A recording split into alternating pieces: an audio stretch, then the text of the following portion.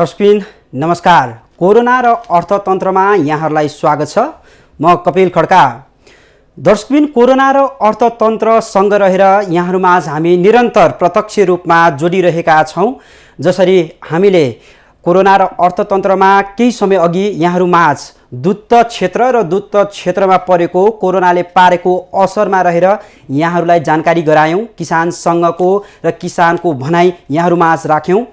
अब भने 1 घण्टा यहाँहरूमाझ हामी फेरि पनि यही दूत क्षेत्रमा परेका असर र अब समाधानको पाटो के हुन सक्छ, कसरी दूत क्षेत्रलाई अब हामी आत्मनिर्भरको बाटोमा लग्न सक्छौँ, यही विषयमा रहेर फेरि पनि 1 घण्टा हामी यहाँहरूमाझ जोडिनेछौँ।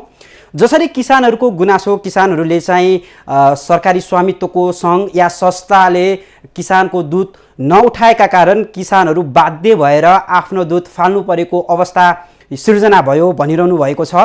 हुन पनि नेपालको स्वामित्वमा रहेका विभिन्न सङ्घ संस्थाहरू छन्, डिडिसी छ, अरू डेरी उद्योगहरू छन्। यी उद्योगहरूको भूमिका के त भन्ने कुरा पनि अहिले प्रश्न खडा भएको अवस्था छ।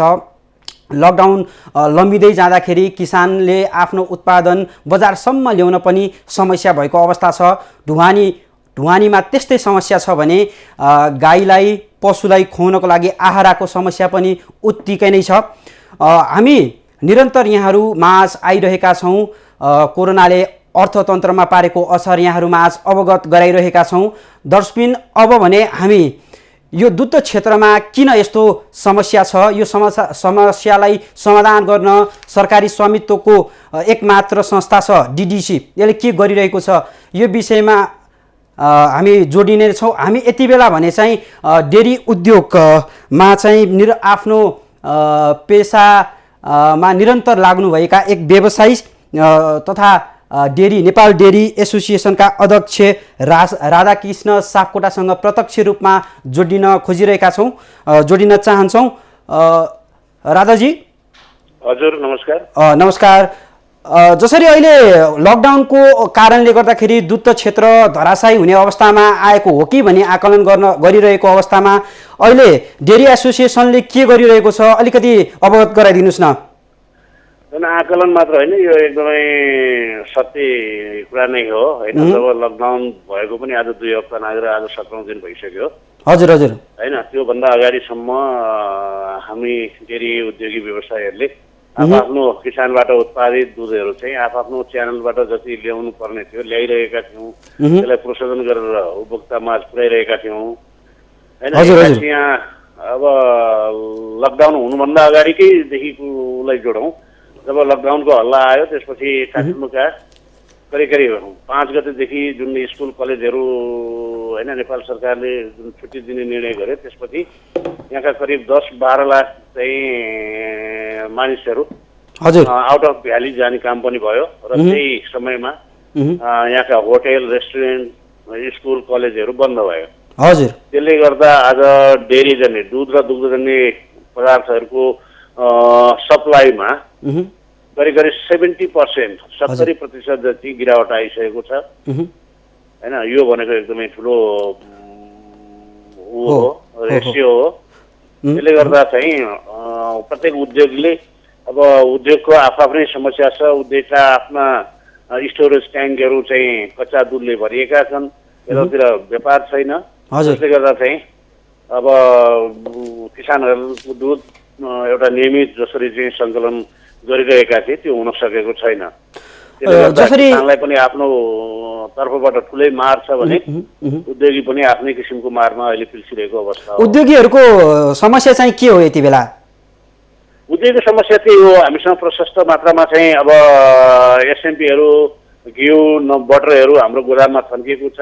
त्यसै गरी हामीसँग झोल दुध पनि चाहिँ प्रशस्त, हामीसँग चाहिँ डेरीको आफ्नो क्षमता अनुसारको दुधहरू चाहिँ त्यतिकै स्टक छ होइन। यतातिर बिक्री छैन, राख्ने भाँडाहरू छैनन्। अनि हामीले त्यस्तो हुँदाहुँदै पनि यहाँ जस्तो अब 3वटा जुन एसएमपी प्लान्टहरू छन्, एउटा त अब विराटनगरको डिडिसीले उसको आफ्नो प्राइभेट उसमा चलाउने हो, उसले आफ्नो दुधलाई कन्भर्सन गर्ने हो भने पोखराको सुजल र यता चितवन मिल बाट चाहिँ हामी एसएमपी कन्भर्सन गरेर लिएर आएर राख्ने गरिरहेका थियौँ। त्यो पनि विभिन्न कारणले त्यहाँका स्थानीय वासीले अथवा त्यहाँको कामदारहरूले यो सङ्क्रमणकालीन अवस्थालाई मध्यनजर गरेर केही समय उद्योगहरू बन्द गराएकोले त्यहाँ पनि दुध जान सकिरहेको छैन। बल्ल 2 दिनदेखि चाहिँ चितवन मिल खुलेको छ, तर उसको चाहिँ एकदमै जति फुल फेजमा चल्दा जति दुध उसले खपत गर्न सक्थ्यो, कन्भर्सन गर्न सक्थ्यो, त्यो हुन सकेको छैन अहिले। व्यवसायी वर्गको समस्या त यहाँले चित्रण गर्नुभयो होइन? अब अध्यक्षज्यू, तपाईँसँग लामो अनुभव छ, यो क्षेत्रमा रहेर लामो समयदेखि चाहिँ काम गर्दै आउनुभएको छ। वास्तवमा किसानको समस्या बुझ्नु भएको छ? एसोसिएसनले मध्यनजर राखेको छ किसानको समस्याहरूलाई? किन नबुझ्नु? हामी जब किसान रहन्छ उद्योग रहन्छ, उद्योग रहन्छ किसान रहन्छ। हामी होइन एउटा अनुन्यासित सम्बन्ध छ नि, एउटा नङ्ग्रा मासुको जस्तो सम्बन्ध छ। हामीले किसानलाई मर्कै परेको छैन, उद्योगीलाई मात्र मर्का पर्यो भनेर भनेका छैनौँ। तर के गर्ने, अब किसानहरूको आफ्नो समस्या छ भने उद्योगीको आफ्नो समस्या छ। किसानहरूले पनि बुझ्नु भएको छ।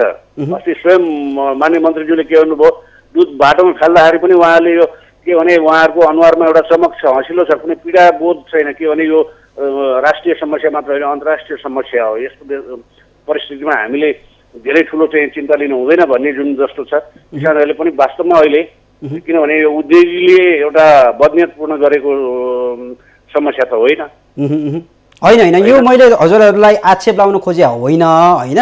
हजुर, यो उद्योगीको समस्या छ, आफ्नो ठाउँमा छ, तर निकाय छ, सम्बन्धित मन्त्रालय छ, मन्त्रालय त अवगत हुन पर्यो नि यस्तो समस्या आएको छ। एकदमै हुनु पर्यो। अब किसानहरूलाई होइन, सरकारले सोच बनाइरहेको छ। अब यो लकडाउन सुरु हुनुभन्दादेखि दुध जति उहाँहरूले फाल्नु पर्यो, बिक्री हुन सकेन, त्यो बराबरको चाहिँ अब यहाँ कुरा पनि आइरहेछ। प्रति लिटर 10 रुपियाँ उहाँहरूलाई चाहिँ एउटा विशेष खालको यो पिरियडलाई मध्यनजर गरेर अनुदान दिने कुराहरू पनि आइरहेछ। अब होइन, नेपाल सरकारले अथवा सम्बन्धित मन्त्रालयले त्योतिर आफ्नो चाहिँ ध्यान लगाइरहेकै छ भन्ने हामीलाई लाग्छ। यो चक्र प्रणाली कस्तो हो? दुध क्षेत्रको चक्र प्रणाली कस्तो हो? यो चक्र प्रणालीलाई अब चाहिँ सुधारमा ल्याउनको लागि कुन ठाउँबाट कुन चक्रमा चाहिँ हामीले ध्यान दिन जरुरी देख्नुहुन्छ? चक्र प्रणाली तपाईँले भन्नुभन्दा हामी यसलाई भ्यालु चेन भन्छौँ। किसानको एउटा गोठदेखि उपभोक्ताको ओठसम्मको जुन विभिन्न सेक्टरहरू छन् त्यसलाई हामी भ्यालु चेन भन्छौँ। जहाँ किसान गाउँको दूर दराजमा बसेर 2 लिटर 4 लिटर 5 लिटर 10 लिटर दुधहरू आफ्नो बालबच्चालाई खाएर बाँकी रहेका दुधहरू लिएर आएर कलेक्सन सेन्टरसम्म लिएर आउनुहुन्छ होइन।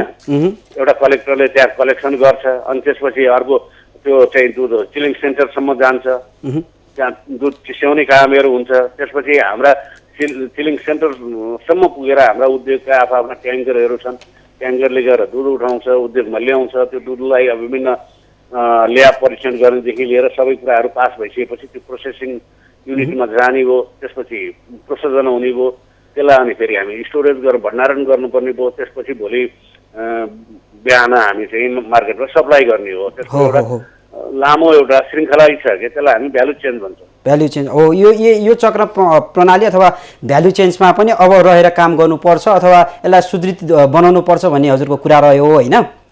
जसरी अब सरकारले अब केही हदसम्म निर्णयहरू चाहिँ लिएको देखिन्छ, तर यो निर्णय अब कहिले कार्यान्वयन हुन्छ, कहिले अब चाहिँ कार्यान्वयनमा आउला भन्ने प्रश्न आफैमा छ होइन, खडा भएको छ। यो ठुला व्यवसायहरूलाई चाहिँ बाहिर ननिस्किने भनेपछि मान्छे निस्किएर छैन नि। त्यसै गरी यो पनि इमिडिएट अब चाहिँ, किनभने यो संवेदनशील घडीलाई मध्यनजर गरेर ल्याइएको विशेष प्याकेज हो नि त यो त होइन। यो विशेष प्याकेज चाहिँ अब कहिले हुन्छ भनेर हामीले शङ्का मात्रै गर्नुपर्ने राम्रो होइन होइन। सरकारमा बस्ने निकायहरूमा बस्ने व्यक्तिहरूले पनि यो बारेमा एकदम सिरियस इस्यु ठानेरै उहाँहरूले काम गरिरहनु भएको होला। हजुरहरूको अब यो ठुला व्यवसायीहरूको ब्याज मिनाहा गर्ने भन्ने कुरा आएको छ होइन, कहिले होला त्यो हामी सकारात्मक नै हौँ, तर किसानहरूको पक्षबाट सोच्ने हो भने चाहिँ मात्र 10 रुपैयाँ अनुदानको पाटो छ, यो पर्याप्त होला? होइन, उद्योगको मात्र ऋण मिना होइन, यो जुनसुकै व्यवसायको, चाहे ठुल्ठुला करोडौँ लोन लिएर काउ फर्महरू कृषि व्यवसायहरू गर्ने अरू पनि त हुनुहुन्छ नि। धेरै सेक्टर मात्रै कृषिको एउटा होल कृषिको एउटा सेक्टर त होइन नि होइन। कृषिका धेरै सेक्टरहरूमध्ये यो एउटा लाइभ स्टक सेक्टर, पशुपालन एउटा क्षेत्र हो, डेरी एउटा क्षेत्र हो। हजुर हजुर। त्यस हुनाले अहिले सरकारले के भनिरहेको छ भने कुनै पनि उद्योगिक व्यवसायलाई चाहे किसान होस् चाहे अरू उद्योगी होस् सबैलाई मर्का परेको छ। त्यसलाई राज्यले के गर्न सकिन्छ? अस्ति भर्खरै नियुक्त हुने गभर्नरज्यूले पनि भन्नुभयो होइन, हामी टोटली ब्याज बिनाका कुराहरू आइरहेछ उद्योग व्यवसायबाट, त्यो गर्न नसकौँ होला, तर हामी राज्यको एउटा मातहतमा बसेको निकायले गम्भीर भएर सोचेका छौँ केही न केही हामी राहतका प्याकेजहरू ल्याउँछौँ भन्नुभयो नि होइन। त्यो भनेको डेरी व्यवसायलाई मात्र राहत, डेरी उद्योग मात्रै बैङ्कको ब्याज बिना होइन, हरेक जुनसुकै व्यवसाय गरोस् न। मैले मेरो उद्देश्य चाहिँ के थियो भन्दाखेरि तपाईँ अब दुधमा डाइरेक्टली इन्भल्भ हुनुभएको भएर यो प्रश्न यो मैले हजुरमाझ राखेको होइन। त्यसो भए अब एसोसिएसनले अब अहिले लकडाउन छ, सबैलाई सङ्क्रमणको डर छ, त्रास छ होइन, तर सरकारले चाहिँ अति आवश्यक वस्तु सञ्चालन गर्ने पसलदेखि होइन स्टोरहरू खोल्नको लागि त निर्देशन दिएको छ। तपाईँ हामी बजारमा हिँड्यौँ भने पनि दुधको पसलहरू हामी धन्यवाद पनि दिन चाहन्छौँ, किनभने सुन्नुहोस् न, पसल बाहिर निस्क्यो भने पसलहरू खोलिएका छैनन्, डेरी पसलहरू एकदमै न्यूनतम मात्रामा मात्र खोलिएका छन्। अनि यसमा अनुगमन हुनु परेको परेन? तपाईँले निर्देशन दिनु पर्यो डेरी सञ्चालकहरूलाई चाहिँ खोल भनेर। यसमा अलिकति चाहिँ कमजोरी त हो नि होइन?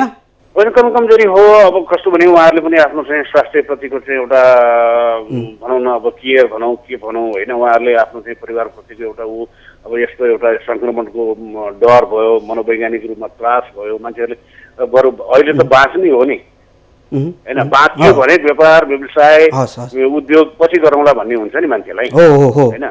अब त्यो हो नि त, त्यो त्रासले गर्दा खोल्न सकेका छैनन्। अब हामी लगभग 2 हप्ता पनि हामीले व्यतीत गरिसक्यौँ लकडाउन होइन। अब यो सरकारको निर्णय अनुसार वैशाख 3 गतेसम्म छ। अब 3 गते भनेको पनि अब त धेरै छैन नि होइन। हुन्छ, अब विकल्पको कुरा गरौँ। अब अन्तिममा विकल्प के हुन सक्छ? जसरी हामी यो स्टोरेज मात्र गरेर राख्यो भने त यो दुध संवेदनशील वस्तु कुहिएर जाला होइन, अथवा गनाएर जाला अथवा फाट्ला, यो विकल्प के हुन सक्छ? अब विकल्प भनेको हामीले जस्तो मैले हिजो मात्रै पनि प्रदेशको माननीय मन्त्रीज्यू श्रीमान सचिवज्यूलाई कुरा गरेँ 3 नम्बर प्रदेशको। हजुर, मैले के सुन्नमा आयो भने जस्तो पोल्ट्री फार्महरूले पोल्ट्री व्यवसायीहरूले चाहिँ यो अहिले नेपाल सरकारले विभिन्न प्रदेशमा स्थानीय तहमा जुन राहत प्याकेजका प्रोग्रामहरू आइरहेछ नि होइन, त्यो राहत प्याकेजको प्रोग्राममा हुनसक्छ चामल 5 किलो होला, दाल 2 किलो होला, चिनी 1 किलो होला, तेल 1 लिटर होला, छ नि त विभिन्न मसला छ, हरेक मिलाएर दिया छ नि। त्यसमा जस्तो नेपाल सरकारले अहिले यो किनभने पोल्ट्री पनि एउटा ठुलो एउटा बोकेको हो, लगभग आत्मनिर्भर भएको क्षेत्र हो, त्यसलाई ह्यारेस गर्न हुँदैन भनेर त्यो राहतको प्याकेजमा 1 क्रेट अन्डा राख्ने कुरा आइरहेछ। त्यसपछि मैले नि यो कुराहरू थाहा पाइसकेपछि स्वयं मैले आफैले माननीय मन्त्रीज्यूलाई चाहिँ मन्त्रीज्यू यस्तो कुरा सुन्नमा आएछ, यो एकदमै राम्रो कुरा हो, स्वागतयोग्य कुरा हो। हामी डेरी उद्योगीहरूसँग पनि अलिक प्रशस्त मात्रामा घिउ र बटरहरू स्टक छ, त्यो हामीलाई सरकारले आखिर तेल किनेर दिए पनि पैसा जान्छ, घिउ किनेर दिए पनि जान्छ होइन। मैले भने सकिन्छ 1 लिटर दिउँ, सकिँदैन हाफ लिटर मात्रै घिउ हामीले त्यो राहतको प्याकेजमा हाल्न सक्यो भने त्यसले ठुलो एउटा चाहिँ किसानलाई, हामी उद्योगीलाई राहत मिल्छ। हाम्रा गोदाममा थन्केर रहेका चिज वस्तुहरू चाहिँ एउटा राहत लिनेहरूले त्यसलाई उपभोग गर्न पाउँछन्। यो चाहिँ जसरी पनि मन्त्रीज्यूले यसलाई सोच्नुपर्छ भन्ने मैले प्रस्ताव राखेको छु। सम्भवतः त्यो आज भोलिमै निर्णय हुँदैछ होइन, त्यसले एउटा स्थान पाउँछ। त्यो पायो भने पनि हाम्रा चाहिँ स्टोरमा थन्किएका सामानहरू कम्तीमा पनि आम एउटा पीडित वर्गहरूले चाहिँ उपभोग गर्न पाउँछन् भन्ने पनि हामीलाई लागिरहेछ। हुन्छ अध्यक्षज्यू, जसरी हजुरले आफ्नो यो एसोसिएसनले गरिरहेका काम अझ सक्रिय भएर हामी लागिरहेका छौँ भनेर यहाँले राख्नुभयो, अझ यो लकडाउन यो सङ्क्रमणको समयमा अझ बढी चाहिँ सक्रिय भएर चाहिँ हजुरहरू लाग्नु जरुरी पनि छ, हजुर लाग्नुहुन्छ भन्ने अपेक्षासहित म यहाँबाट बिदा माग्न चाहे। हस्, धन्यवाद। तपाईँले यस्तो एउटा सङ्क्रमण कालमा एउटा नेपाल डेरी एसोसिएसनको आफ्नो धारणा उजागर गर्ने एउटा अवसर दिनुभयो, त्यसको लागि तपाईँको सम्पूर्ण टिमलाई म धन्यवाद दिन चाहन्छु। हस् हस् हस् हजुरजी। दर्शकबिन, जसरी हामीले लकडाउनको यो सङ्क्रमण कालको अवस्था चाहिँ फेस गरिरहेका छौँ, यो सङ्क्रमणकालीन अवस्थाबाट हामी गुज्रिरहेका छौँ, किसानका उत्पादनहरू अझै पनि प्रत्यक्ष रूपमा हामी आम उपभोक्ताले पनि सेवन गर्न पाइरहेको अवस्था छैन। यता किसानहरूले आक्षेप लगाइरहनु भएको छ, आरोप लगाइरहनु भएको छ कि डेरी एसोसिएसनदेखि सरकारको स्वामित्वमा भएका विभिन्न सङ्घ संस्थाहरूले हामीलाई हेरेन, हाम्रो दुध सङ्कलन गर्नको लागि चाहिँ सहयोग गरेन भनेर आरोप लगाइरहनु भएको छ। यसको समाधान के हुन सक्छ त? समाधानको पाटो कस्तो रहन्छ भन्ने कुरामा हामी जोडिरहेका छौँ। यति बेला हामीसँग प्रत्यक्ष रूपमा स्काइपमा जोडिनु भएको छ योजना मानव संसाधन तथा बजार व्यवस्थापन का प्रमुख डिडिसीका प्रमुख सञ्जीव झा स्काइप मार्फत हामीसँग प्रत्यक्ष रूपमा जोडिनु भएको छ। आउनुहोस् उहाँलाई स्वागत गरौँ। सञ्जीवजी हेलो। हजुर सर सुन्दैछु। जसरी अहिले डिडिसी अलि सक्रिय भएन भनेर आक्षेप आइरहेको छ, डिडिसीले अहिले के गरिरहेको छ, के काममा चाहिँ व्यस्त छ डिडिसी? हेलो, मेरो आवाज क्लियर छ हजुर? हजुर हजुर ठिक छ। अहिले यो डिडिसीले काम गरिरहेको पक्ष बताइदिनु पर्यो हजुरले, के छ अहिले डिडिसीले कसरी चाहिँ किसानहरू माझ गएर चाहिँ किसानहरूको दुध सङ्कलन गरिरहेछ छैन, आइरहेछ छैन, के छ सर? हजुर, दुग्ध विकास संस्थान डिडिसीबाट आफ्नो नियमित हामीले स्थानीय स्तरबाट उत्पादित दुधहरूको सङ्कलन गर्ने काम र ती सङ्कलित दुधलाई चाहिँ हाम्रो विभिन्न क्षेत्रमा रहेका कारखानाहरूबाट दुध तथा दुग्ध पदार्थहरू उत्पादन गरी बजारीकरण र बिक्री वितरण गर्ने काम चाहिँ अब यो अवस्थामा पनि हामीले नियमित नै राखेका छौँ। अब यो अवस्थामा अलिकति गाडीहरूको परिचालन, हाम्रा ट्याङ्करहरूको मुभमेन्टलाई लिएर बजार र बिक्री वितरणमा चाहिँ हामीले केही अप्ठ्यारो, केही असहजताहरू चाहिँ आएको छ। तर तथापि अब हामीले हाम्रो स्रोत साधन र हाम्रो जनशक्तिले भ्याएसम्म हामीले सबै आफ्ना संयन्त्रहरूलाई चाहिँ परिचालन गरेका छौँ। काठमाडौँ उपत्यकामा हामी 90,000देखि 95,000 दैनिक हामी मार्केट डिस्प्याच हामी गर्थ्यौँ, जुन अहिले बजार अलिकति भ्याकुम भएको पनि अवस्था छ, बजारमा अलिकति मुभमेन्टमा कमी पनि आएको अवस्था छ, जसले गर्दाखेरि स्लो डाउन भएको छ। अहिले हामी अब 73,000 लिटरसम्म चाहिँ हामीले दैनिक हाम्रो संयन्त्रबाट हामी 41वटा गाडी हामी दैनिक बिहान 4 बजे हामी काठमाडौँ उपत्यकामा हामी परिचालन गर्छौँ र हाम्रो नियमित तरिकाबाट डिस्प्याच गर्ने कामहरू चाहिँ भइरहेछ। हजुर हजुर, अब तपाईँ बजार व्यवस्थापनमा प्रत्यक्ष रूपमा सक्रिय भएर लाग्नु भएको छ होइन? बजारको यो चक्र प्रणाली चाहिँ बिग्रिएको अवस्था छ, यसलाई अब सुदृढ गर्नको लागि अब चाल्नुपर्ने कदम के हुन सक्छ? अरे हाम्रो यसमा धेरै हामीले नियन्त्रण गर्ने अब यो ग्लोबली देखिएको अब पेन्डेमिक, अब यो समस्या यो न्युट्रलाइज नभएसम्म मार्केटले एउटा पिकअप चाहिँ लिँदैन हजुर। अब हामीले बजारीकरण हाम्रो आफ्नो बिक्रीहरूलाई पनि अब एउटा समयपछि बन्द गरिदिनु पर्यो। हाम्रा गाडीहरू पनि बजारमा जुन बिक्री वितरणमा परिचालन गाडीलाई चाँडोभन्दा चाँडो हामीलाई त्यो अब बाहिर सुरक्षा चाहिँ फर्केर जानको लागि हामीले भनिरहेको अवस्था छ। हामीले यो अवस्था न्युट्रलाइज भएपछि, अवस्था सामान्य भएपछि बजारले आफ्नो गति लिन्छ भन्ने हाम्रो बुझाइ हो। करिब हामी यो दुध क्षेत्रमा पनि आत्मनिर्भरको बाटोमा अगाडि बढिरहेका थियौँ होइन? कतिपय जिल्लाहरू आत्मनिर्भर भइसकेको अवस्था पनि छ। जसरी अब यो दुध त खेर नजानको लागि होइन, दुध स्टकमा अब अहिले ओभरफ्लो भएको पनि कुरा तपाईँले यहाँ राख्नुभयो होइन? अब यो प्लान्टहरू, अरू पाउडरको प्लान्टहरू पनि हामीले अहिले अझै सक्रिय तरिकाले चाहिँ खोल्नुपर्ने जरुरी होइन र? र जति पनि प्लान्टहरू छन्, जति पनि प्लान्टका उद्योगहरू छन्, पाउडर प्लान्ट बनाउने उद्योगहरू छन्, यी उद्योगहरू चाहिँ सक्रिय रूपमा चाहिँ अझै पनि खोलिएको अवस्था छैन नि? संस्थान अन्तर्गतको हाम्रो 8वटा दुग्ध प्रशोधन कारखानाहरू छन् र एउटा हामीसँग चाहिँ पाउडर प्लान्ट छ। दैनिक 6 मेट्रिक टन 4,000 लिटर प्रशोधन गर्ने क्षमता भएको हामीसँग विराटनगरमा पाउडर प्लान्ट छ र यी सबै प्लान्टलाई चाहिँ हामी क्षमतामा अहिले सञ्चालन गरिरहेका छौँ। विराटनगर प्लान्टलाई पनि अब अहिले यो दुधको उत्पादन बढिरहेको, अब हामीले खपत गर्न नसकिरहेको अवस्थाले गर्दाखेरि हामीले डबल सिफ्टमा हामीले यसलाई पनि सञ्चालन गरेका छौँ र विभिन्न कारणले गर्दाखेरि दुधको सङ्कलन बढी, खपत कम भएको कारण हामीले स्टक पनि बढिरहेको छ। आजको डेटमा हामीसँग 760 मेट्रिक टन हामीसँग एसएमपी स्टक हुन गएको छ, 550 मेट्रिक टन हामीसँग बटर स्टक हुन गएको छ। त्यसै गरेर याक चिज हामी 20,000 केजी भन्दा बढी चाहिँ हामी कहाँ याक चिज हामी कहाँ स्टक भएर बसिरहेको, यो पैसामा हामी हेर्दाखेरि 70 करोड भन्दा माथिका सामानहरू चाहिँ हामी कहाँ स्टक भएर बसिरहेछ। प्रतिकूल असर परिरहेको यो किसान पेमेन्ट जस्ता गतिविधिहरूलाई पनि असर गरिरहेको र अन्य कार्य सञ्चालनलाई लिएर पनि हामीलाई असर गरिरहेको छ। अब यो समग्र बजार नै एउटा आफ्नो नियमित स्वाभाविक मुभमेन्टमा नआएसम्म, निजी क्षेत्रका कारखानाहरू पनि आफ्नो स्वाभाविक गति नलिएसम्म यी सबै प्रेसरलाई चाहिँ बिडिसीले एक्लै ह्यान्डल गर्न सक्दैन। यसमा निजी क्षेत्रको सहकार्य चाहिन्छ, बजारको खपत पनि त्यही किसिमले स्वाभाविक हुनुपर्ने हुन्छ। हो हो अब अहिले डिडिसीले आफ्नो संयन्त्र, आफ्नो स्रोत साधन भ्याएसम्म हामीले अब किसानबाट उत्पादन भएका दुधहरूलाई व्यवस्थापन गर्ने काम गरिरहेका छौँ। डिडिजीसँग चाहिँ क्यापेसिटी कतिको छ? जसरी अब हजुरले भन्नुभयो फर्मेटेड घीहरू चाहिँ होइन चिजहरू अझै पनि स्टकमा छन् भन्नुभयो, यो कहिलेसम्म रहन सक्छ र त्यसपछि अब यो यसको विकल्पको रूपमा चाहिँ यदि बजारमा अलिकति सुलभ मूल्यमा चाहिँ तपाईँहरूले डिस्ट्रिब्युट गरिदिनु भयो भने उपभोक्ता पनि सहज रूपमा खाना पाउने भए खेर पनि नजाने अवस्था पनि आउन सक्ला। यो क्यापेसिटीको कुरा गर्नु पर्दाखेरि चाहिँ कहिलेसम्म रहन सक्छ त यो? अहिले संस्थानबाट दुग्ध विकास संस्थानको एउटा हामीले बोकेको उद्देश्य भनेको बजारमा मूल्यको स्थिरता र कालो बजार नियन्त्रण गर्ने पनि भन्ने हो। सोही अनुरूप हामीले बजारमा अब आपूर्ति व्यवस्था सुलभ मिलाइएको र बजारमा पनि त्यस्तो यो संस्थानले तोकेको मूल्यभन्दा बढी मूल्यमा चाहिँ उपभोक्ताहरूसँग त्यसरी चार्ज गरेर बिक्री वितरण गरिएको त्यस्तो अवस्थाहरू चाहिँ छैन। ती कुराहरूमा चाहिँ नियन्त्रण छ।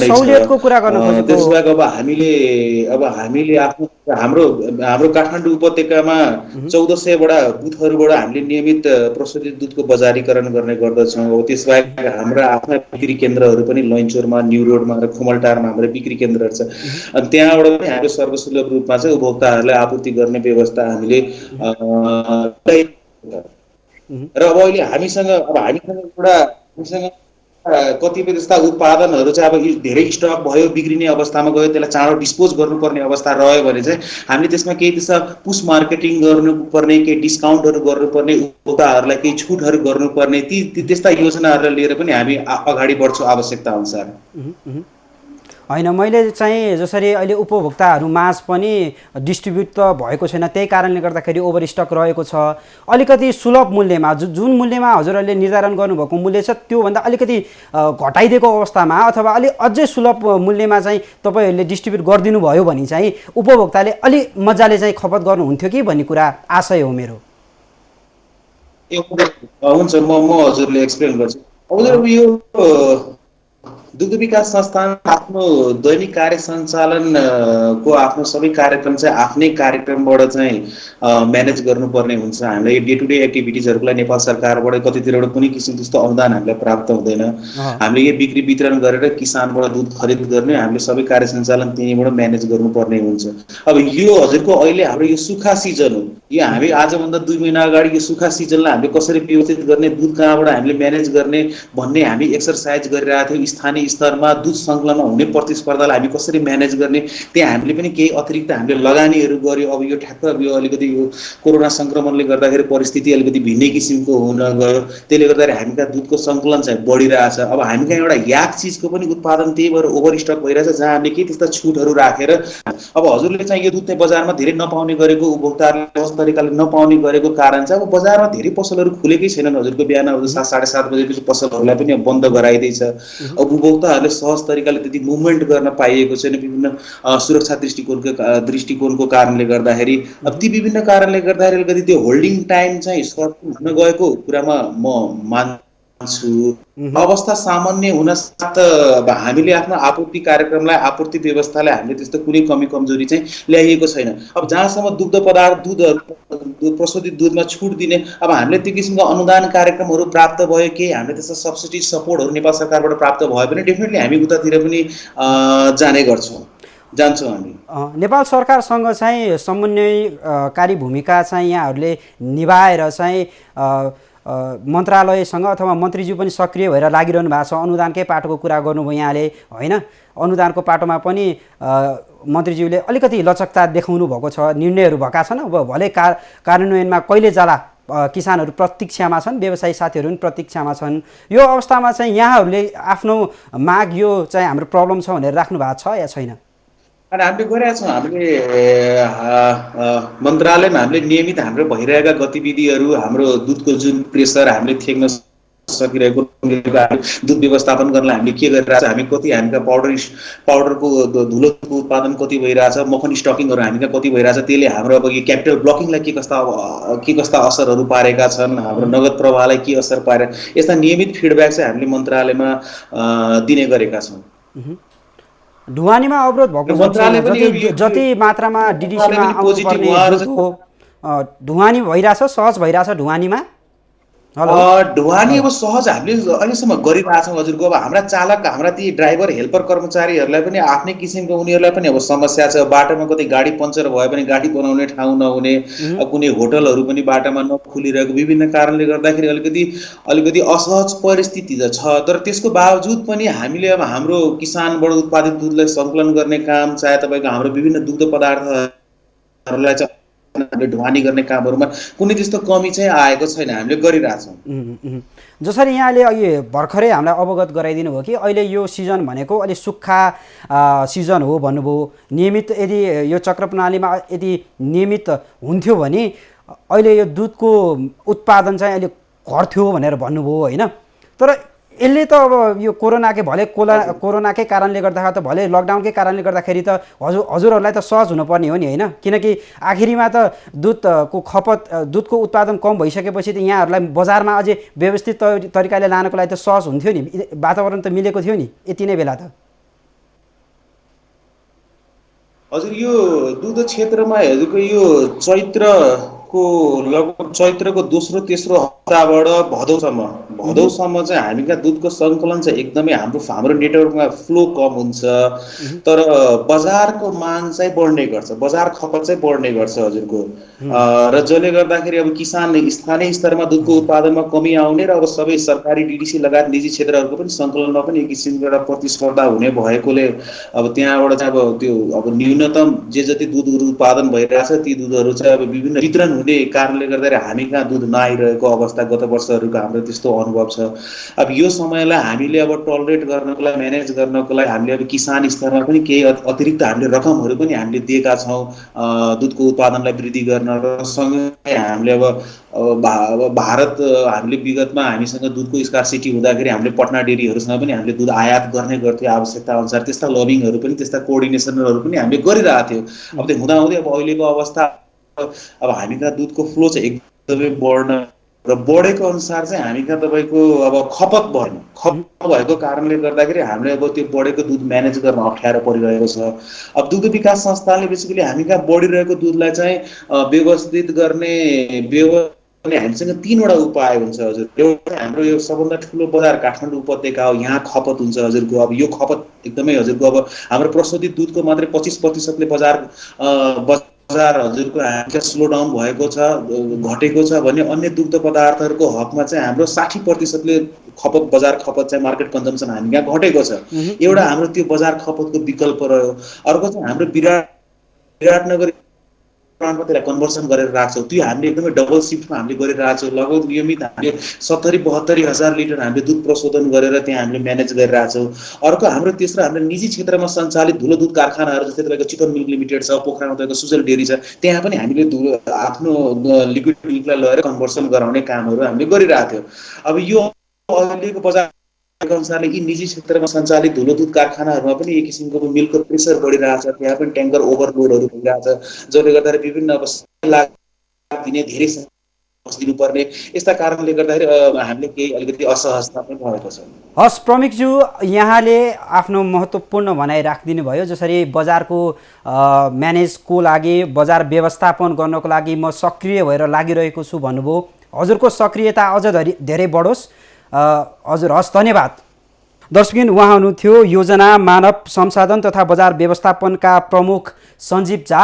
जसरी उहाँले अहिले बजारको दुधको चक्र प्रणालीमा असर पारेसँगै डिडिसीमा पनि दुध एकदमै ओभरफ्लो भएको अवस्था छ भनेर राख्नुभयो।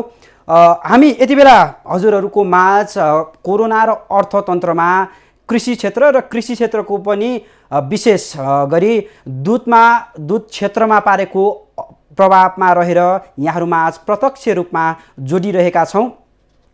दर्शकबिन, जसरी अहिले किसानहरू आफ्नै गुनासो पोखिरहेका छन् भने व्यवसायी साथीहरू पनि आफ्नै गुनासो पोखिरहेका छन्। सम्बन्धित संस्था यानि कि सम्बन्धित निकाय नेपाल सरकारको स्वामित्वको कृषि तथा पशुपक्षी विकास मन्त्रालयले पनि एउटा निष्कर्ष निकालेको छ। जसरी अनुदानको पाटो अथवा ब्याज मिनाहा गर्ने पाटो हुन सक्छ भनेर निर्णय गरेको छ। भले त्यो निर्णय कहिले प्रभावकारी होला अथवा कार्यान्वयन होला भन्ने कुरामा हामी कुरिरहेको अवस्था छ। यसरी मैले अबको क्रममा यहाँहरू माझ किसानको गुनासो राख्न चाहे। जसरी अहिले किसानहरू रोइरहेका छन्, कराइरहेका छन्, किसानको दुध चाहिँ फाल्नु परेको अवस्था आइरहेको छ भनिरहेका छन्। यहाँहरू माझ मैले किसानको समस्या राख्न चाहे। अहिले यो लकडाउनको कारणले गर्दाखेरि तपाईँ गाई फार्म सञ्चालन गरेर बसिरहनु भएको अवस्थामा गाईको उत्पादन दुध मार्केटमा नजाँदाखेरि तपाईँले बाँकी दुधहरू के गर्नुभएको छ? अब अहिले हाम्रो मार्केटमा गएको छैन। पहिला 130 लिटरसम्म दुध उत्पादन गरेको थिएँ होइन। त्यति बेला चाहिँ हाम्रो डेरीमा नि कट्यो। अहिले मार्केटमा दुध गएको छैन। मार्केटमा दुध नगइसकेपछि कति पोखियो, कति ढोलियो होइन। त्यस कारणले हामीले अब गाईलाई दाना पिठो कम खुवाएर गाईहरूको दुध सुकाएर दुनियाँ गरेर अहिले चाहिँ मार्केटमा हल्का मात्रै अब 70-80 लिटर दुध मात्रै छ अहिलेको छ। अब जनताले नखाइदिनुको कारण पनि यस्तो छ। कतिपय जनताहरू त अब यो बजारको पढाइसकेपछि घर पनि गएका छन्। त्यस कारणले अलिकति मार्केट कमै भएको छ। अब यहाँ घरमा हुने जति घरवासीमा बासिन्दाहरूले चाहिँ दुध खाइरहनु भएको छ। कतिजनाले चाहिँ अब त्यो यो कोरोना भाइरसको कारणले पनि डरले पनि 1 महिना नखाने भन्ने पनि भनिरहेको छ। अहिलेसम्म अब हामीले चाहिँ कतै फ्रिजमा राखेर अब डेलिभरी पनि गरिरहेछौँ बिहानको बेलुका। अब राज्यले कस्तो नीति ल्याउने? हामीलाई चाहिँ अब हामी त किसान हो होइन। हाम्रो त दुध उत्पादन गरेर हामी त त्यसैबाट अब निर्वाह गरेका छौँ। त्यसलाई चाहिँ हाम्रो बिक्री होस्, डेरीहरू सञ्चालन हुन् भनेर चाहिँ हामीले अब त्यो माग राख्न चाहन्छौँ होइन। दुधहरू धेरै हाम्रो वेस्ट भएर गएको छ क्या। दुधहरूलाई धेरै पोख्यौँ हामीले, धेरै नाश गऱ्यौँ। के छ अहिले यो गाईको दुधको चाहिँ उत्पादन गरे अनुसार बिक्री वितरण भइरहेछ कि छैन? के छ? छैन सर। यहाँ वरिपरि अरूको त डेरीले लगिरहेको छ। हाम्रो चाहिँ डेरी नआएको लकडाउन भएकोदेखि नै आएकै छैन। कति दुध पोख्यौँ अनि गाईलाई खानेकुरा कम दिएर एकदम गाईहरू बिरामी हुने ऋण त्यत्तिकै छ। एकदम गाह्रो भएको छ हामीलाई। डेरीलाई पनि कति रिक्वेस्ट गरेको दुध लिन आइदिनु। सबै डेरीहरू आइरहेछन्। हाम्रो विपदा भयो यो एरियामा। हाम्रो धेरै नै के अरे दुध नष्ट भइरहेछ, अरूको दुध गइरहेछ भनेर अब कति रिक्वेस्ट गरेर फोन गर्दा पनि आइदिनु भएन उहाँ। अनि एकखेर त गएको दुध त कोही पोखिदिने सर, कोही दही लाएर त्यतिकै बिग्रिन्छ। बाल्टीका बाल्टी त्यतिकै खेर गइरहेछ सर। अलिअलि थोरै दिन चाहिँ घरमा दिन्छौँ। अनि गाईलाई खाना घटाएको यस्तो बिरामी हुने एकदम समस्या भएको छ गाईहरूलाई। दाना पिठो पनि त्यति राम्रोसँग पाएको छैन। त्यही पाएको पनि अलिअलि यसो थोरै पुर्याएर दिनु परेको छ। अनि पैसा छैन। एकातिर पैसा निकाल्न अलिअलि यसो 2-4 हजार भएको फाइनेन्समा गयो भने दिँदैनन् पैसा। 5,000 भन्दा दिने नियम छैन। अनि गाईलाई त 5,000ले यत्रो लकडाउनभरि कसरी बचाउने हेर्नु न। एकदम समस्या भएको छ। गाईहरूलाई बचाउनु कि मान्छे बाँच्नु कि न पैसा छ। एकदम गाह्रो छ। भएको उत्पादन पनि बिक्री वितरण नगरेपछि हामीले कसरी गर्ने? सरकारको ऋण ल्याएछ त्यत्तिकै त ऋण तिर्ने कि जग्गा भाडा कसरी तिर्ने? 2-2 लाख रुपियाँ तिर्नुपर्छ। एकदमै गाह्रो भएको छ सर। सरकारले चाहिँ अब यस्तो हामी जस्तो एकदम दुखी पीडितहरूलाई मारमा परेकोहरूलाई चाहिँ राहत दिए हुन्थ्यो। राहत नदिए पनि यो हाम्रो उत्पादन बजारसम्म काहीँ व्यवस्था गरिदिने माध्यम मिलाइदिएदेखि झन् राम्रो हुन्थ्यो। राहतै नदिए पनि अनि प्रथममा यस्तो हामी जस्तो अब एकदम नकटेर ऋण सिन तिर्न नसकेको, जग्गा भाडा नतिर्न सकेकोलाई चाहिँ यसो राहत केही गर्दै सरकारले हुन्थ्यो भन्ने। संस्थानहरूलाई अब यहाँसम्म हामीले दुध यसरी विपदा भएको कुरा थाहा छैन। उहाँलाई दोष हामीले लाग्दैनौँ होइन। लाने प्रावधान छ होला। अब चाहिँ सरकारले यसो खोजी गरेर चाहिँ त्यसरी उठाइदिने व्यवस्था गर्दै हुन्थ्यो। तर यो डेरीवाला चाहिँ एकदम गदार गरेछ। अरू सबै डेरीहरूले लगिरहेछ, यसले चाहिँ नलगेर एकदम गदारी गरेछ। हाम्रो चाहिँ तराईबाट आउँछ त्यो पनि कहिले कसरी अब त्यो लुकेर के गरेर ल्याएको हुन्छ। अनि 10 बोरा बल्ल किन्नु। अनि त्यो क्यास चाहिन्छ। क्यास बिना दिँदैन। अहिले उधारोमा हुँदैन भन्छ। क्यासमा भन्छ यसो पाइहाल्यो भने पनि त्यही पनि पाउँदैन नि। पाएको पनि उधारो हुँदैन भन्छ। अनि सर दुध त अब पहिला जस्तो भनौँ न सहज रूपले गएको छैन। आधी जान्छ, कहिले घरमा नि बाँकी बस्छ, त्यस्तै हो होइन। अब त्यस्तो छ। अब त्यो सबै कुरा समस्या त नि दुधकै समस्या, दाना पिठोको त्यत्तिकै समस्या, भने बेलामा आउँदैन, भुसाको समस्या, त्यही त नि सबै समस्या छ अहिले गाईपालन। अब यो गाई पालेरै चाहिँ जीविका आर्जन गर्ने वर्ग तपाईँ होइन, हजुर अब यो दुधै मार्केटमा नगएपछि त अब कसरी तपाईँले अब आफ्नो आम्दानी जुटाउनुहुन्छ? त्यो अब गाह्रो हुन्छ नि अहिले त अब भनौँ न अब यस्तै भएर 3-4 महिना यस्तै भएर ठप्पै जस्तो भयो भने त गाह्रो हुन्छ नि। अब गाई पाल्नै धेरै गाह्रो हुन्छ। भुसा सुसा भनौँ न दाना पिठो नि आउनु त्यति सहज रूपले आउँदैन, दुध बिक्री हुँदैन, त्यही अब सबैबाट खुवाउनु पऱ्यो। उत्पादन भएको दुधहरू अहिले बिक्री हुन सकेको छैन। अब 40-45 लिटरसम्मको दुध हुन्छ। गाई अब 8-9वटा गाई छ, त्यही दुध बेचेर खुवाउनु पर्नेछ, खानुपर्नेछ। त्यसको व्यवसायिकले दुध नबिक्री हुँदाखेरि धेरै कष्ट भइरहेको छ। अब यो दुध बिक्री वितरण नहुँदाखेरि चाहिँ अब तपाईँले ब्याङ्कबाट लोन पनि निकाल्नु भयो होला होइन?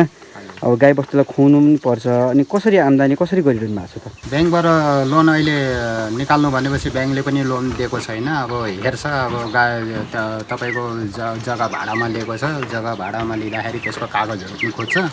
कागजको एग्रिमेन्ट कागज पनि बनाएर दिएको छैन। अनि अब बिना एग्रिमेन्टमा जति वर्ष बस्नु त्यति वर्षसम्म बस्नु भनेर पनि दिएको छ। अब त्यही कारणले चाहिँ ब्याङ्कले पनि यसो दिएको छैन लोन। अब मागो भने पनि अब केही न केही चिज राख्नुपर्छ, केही न केही चिज देखाउनुपर्छ, अनि मात्र लोन भेटिन्छ।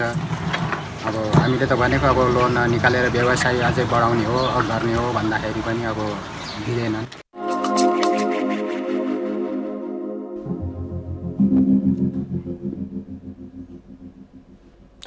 दर्शकबिन, यहाँहरूलाई हामीले कोरोना र अर्थतन्त्रमा रहेर आज विशेष त कृषि क्षेत्रको दुध र दुग्धजन्य पदार्थमा भएका समस्याहरू अवगत गराइरहेका छौँ, समस्याको समाधान र यसको पाटो केलाइरहेका छौँ। जसरी भर्खरै यहाँहरूले देख्नुभयो, हेर्नुभयो, किसानका समस्या, किसानका गोठ र फार्ममा चाहिँ दुध खेर गइरहेका छन्, तर सङ्कलन गर्न सक्रियता नदेखाएसँगै व्यवसायी साथीहरूले आफ्नो समस्या राखेर किसानहरू मर्कामा परेका छन्, किसानहरूको माग सम्बोधन भएका छैनन् भनेर किसान दाजुभाइहरूले आफ्नो समस्या राख्नुभयो। जसरी अहिले कृषि तथा पशुपक्षी विकास मन्त्रालयले पनि सरकारले विभागलाई, पशु सेवा विभागलाई किसानको समस्या र किसानको क्षति विवरणको यो विवरण ल्याउनको लागि भनेर निर्देशन दिइसकेको अवस्थामा अहिले पशु सेवा विभागले के गरिरहेको छ, पशु सेवा विभाग कतिको सक्रिय भएर काम गरिरहेको छ, यो हामी बुझ्नलाई पशु सेवा विभागका महानिर्देशक डाक्टर यति बेला हामी निरन्तर हजुरहरूलाई प्रत्यक्ष प्रसारणमा जोडिरहेका छौँ। हामी यो समस्याको समाधान के हुन सक्छ भनेर आकलन केलाइरहेका छौँ। हामी यति बेला कृषि विज्ञ भानुभक्त भट्टराईसँग जोडिन गइरहेका छौँ। भानुभक्तजी, हजुर हजुर, अहिले कृषि, अब हजुर विज्ञ हुनुहुन्छ, कृषिमा निरन्तर आफ्नो समय चाहिँ व्यतीत गरिरहनु भएको अवस्थामा अहिले खासमा कृषिमा र यो कृषि प्रणालीमा एकदमै समस्या देखिएको छ। किसानका कुखुराहरू बिक्री भएका छैनन् होइन, जस्तै दुधमा पनि त्यही समस्या छ। कसरी आकलन गरिरहनु भएको छ हजुरले? हजुर नमस्कार, धन्यवाद। म कृषि विज्ञ, वरिष्ठ कृषि अर्थविज्ञ, कृषि विकास निर्देशनालय गण्डकी प्रदेशबाट बोलिरहेको छु। हजुर हजुर, अहिले लकडाउनको क्रममा म पनि लकडाउनमै परेर म गैँडाकोटमा छु। अहिले किसानको दुध, पशुजन्य उत्पादन तथा कृषि उत्पादनहरूलाई बिक्री वितरण गर्नको लागि एकदमै ठुलो समस्या भएको छ। लकडाउनका कारणले गर्दा ठुला ठुला होटल व्यवसायहरू सबै बन्द भएको कारणले गर्दा किसानहरूले होटल व्यवसायमा दिने सामग्री दिन पाउनु भएको छैन। त्यसले गर्दा उहाँको उत्पादनलाई बिक्री गर्नको लागि धेरै ठुलो समस्या भएको छ। मैले खास गरेर अहिले भर्खरै हजुरले खबर पनि आजै समयमै गर्नुभयो, मैले कावासोती, हाम्रो नवलपरासीको कावासोतीमा 200 बिघाभन्दा बढी क्षेत्रफलमा तरकारी खेती गरिन्छ। त्यहाँ तरकारी उत्पादन भइरहेको छ। त्यहाँ 40 बिघामा काँक्रा मात्रै उत्पादन हुन्छ। करिब 4000 कुन्टल काँक्रा उत्पादन भइरहेको छ। अहिले काँक्रो तयारी अवस्थामा छ। किसानहरूले 15 रुपियाँ प्रति किलोमा खेतमा दिँदा पनि काँक्रो बिक्री नभएको अवस्था छ सर। त्यस्तै गरेर बन्दा, यो ब्रोकाउली, भिन्डी, फुलकोपी, लौका, स्क्वास, फर्सी लगायतका बालीहरू किसानको खेतमा तयार भइरहेका छन्। लाखौं करोडौंको नोक्सानी किसानले बिहोर्न पर्ने अवस्था छ सर। अहिले प्रदेश सरकारले यो किसानहरूको मागलाई सम्बोधन गर्नको लागि कतिको सक्रियता देखाएको छ गण्डकी प्रदेशमा? एकदम हामी गण्डकी प्रदेश भूमि व्यवस्था कृषि तथा सहकारी मन्त्रालयका माननीय मन्त्रीज्यू श्रीमान सचिवज्यू निर्देशकज्यू लगायत हामी सबै कृषि प्राविधिकहरू जो जहाँ भए पनि आफ्नो तर्फबाट किसानहरूलाई मोटिभेसन गरेर व्यापारीहरूलाई मोटिभेसन गरेर सहकारी संस्थाहरू मार्फत किसानको घर दैलोमै तरकारी पुर्याउनको लागि कोसिस गरिरहेको छौँ। अहिले भर्खरै मैले यहाँ गैँडाकोटमा अवस्थित नयाँ कृषि अभियान सहकारी संस्था छ, हाम्रो केन्द्रीय कार्यालय काठमाडौँमै छ, त्यसको यहाँ शाखा कार्यालय छ गैँडाकोटमा। उहाँहरूको कृषि बजारमा अहिले एक गाडी काँक्रा कावासुतीबाट ल्याएर उहाँहरू सहकारी संस्थाले पनि घर दैलोमा बिक्री गर्न पर्यो भनेर म पहल गरिरहेको छु। अनि अस्ति मात्रै तनहुँको दमौलीमा तनहुँको कृषि ज्ञान केन्द्रका प्रमुखजीले त्यहाँ पनि 2 गाडी भनेको 50 कुन्टल जति काँक्राहरू त्यहाँ लिएर गएर बिक्री गर्नलाई व्यवसायहरूलाई सहयोग गरिरहनु भएको छ। हाम्रो तर्फबाट भरमग्दुर प्रयास गरिरहेका छौँ सर। हजुर, जसरी अब हाम्रो देश कृषि प्रधान मुलुक भनेर कहलिएको छ, चिनिएको छ होइन, अब यो सङ्क्रमण कालको अवस्थामा अहिले हाम्रो धेरै अर्थतन्त्रको चाहिँ सुदृढ अर्थतन्त्रलाई चाहिँ अहिले ध्वस्त बनाएको अवस्थामा अब यो कृषि प्रणालीलाई, यो कृषि क्षेत्रलाई चाहिँ अब मजबुत बनाउन, अब सुधारमा ल्याउनको लागि के गर्नुपर्छ?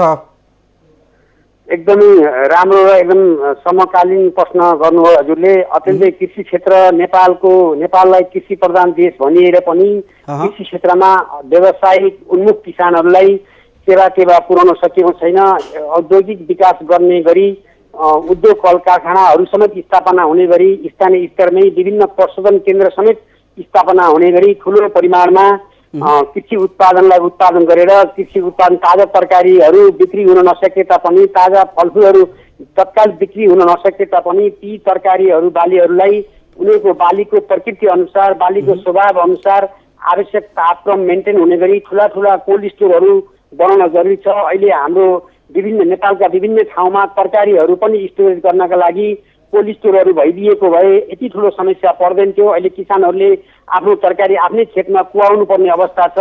कोल्ड स्टोरहरूको एकदमै आवश्यकता छ। अब सरकारले अरू सबैतिरको रकमलाई एकमुष्ट रूपमा लगानी गरेर कोल्ड स्टोरमा लगानी गर्नुपर्ने देखिन्छ। प्रत्येक प्रदेशका प्रत्येक जिल्लाहरूमा जहाँ उत्पादन राम्रो हुन्छ, उत्पादन हुने व्यावसायिक स्थलहरूमा कोल्ड स्टोर निर्माण गर्न जरुरी छ, एउटा कुरा। अर्को कुरा चाहिँ प्रदेश टु प्रदेश अहिले तत्कालको उत्पादनलाई अहिले मात्रै नभएर कृषि उत्पादन भनेको सिजनल उत्पादन हुने भएको हुनाले टमाटर उत्पादन हुन्छ, जहाँ टमाटर उत्पादन भइसकेपछि टमाटरको केचअप, सस बनाउने जस्ता प्रशोधन केन्द्रहरू निर्माण गरेर ठुला उद्योग बनाउन सकिन्छ। त्यहाँ हजारौँ बिघामा टमाटर उत्पादन गर्ने, काँक्रा उत्पादन गर्ने, गाजर उत्पादन गर्ने त्यस्ता व्यावसायिक किसानहरू छानेर उनीहरूलाई व्यावसायिक रूपमा 100औं बिघामा ती तरकारी उत्पादन गर्न लगाएर त्यहाँ चाहिँ हामीले प्रशोधन केन्द्र स्थापना गर्ने। भानुभक्तज्यू, जसरी अहिले कोरोनाकै कारणले किन नहोस् देश विदेशमा छरिएर बस्नुभएका युवा वर्ग दाजुभाइहरू अहिले स्वदेश फिर्ता हुनुभएको छ होइन, अब जसरी हाम्रो देशमा केही सम्भावना छैन भनेर उहाँहरू बाहिर जानुभएको थियो, विदेशिनु भएको थियो, अब उहाँहरू त फिर्ता आउनुभयो। अब यो कृषि प्रणालीलाई सुधार गर्नको लागि त्यो जनशक्ति परिचालन गर्न आवश्यक हो कि होइन? एकदमै आवश्यक छ। कृषि क्षेत्रमा उहाँको व्यापक स्कोप छ, अपर्च्युनिटी पनि धेरै छन्। नेपालमा खास गरेर विदेशमा युवाहरू जानुको मुख्य कारण के हो भने नेपालमा पारिश्रमिक नै एकदमै न्यून छ। उनीहरूले जुन उद्योग कल कारखाना आदिहरूमा